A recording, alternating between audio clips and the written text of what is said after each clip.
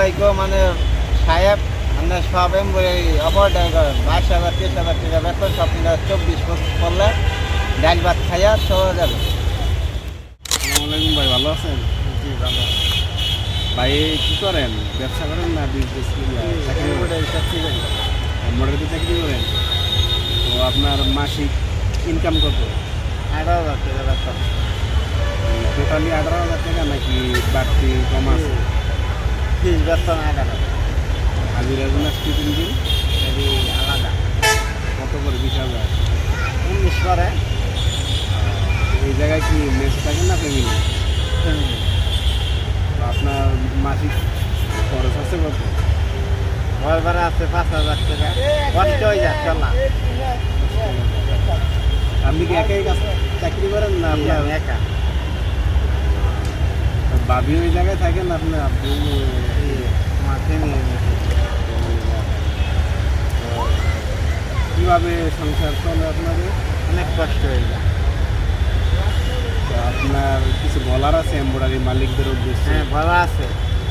Embroidery এই অফারটা আরো বেতন লাগবে 21-22 করতে হবে ফিস বেতন সব কিছু মিলিয়ে সব মিলাইয়া 24 করতে হবে।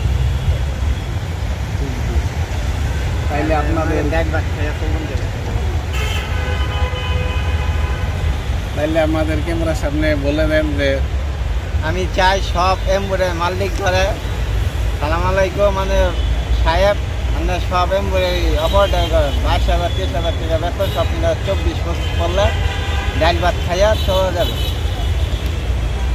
আচ্ছা, আপনার মানে এখন যে বর্তমান যে বাজার, এখন তো ধরেন ব্যবসা এত একটা ভালো না, ঠিক আছে? আপনি কথাটা শোনেন, ব্যবসা ভালো না। এখন আপনাদের মানে কাজ কেমন হয়?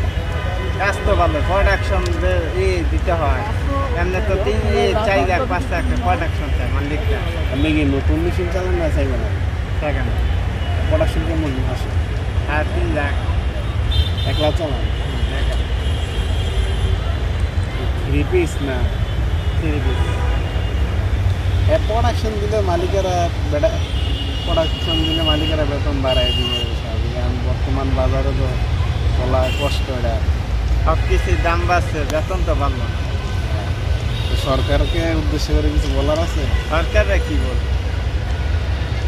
তো ধন্যবাদ ভাই, ঠিক আছে, ভালো থাকবেন।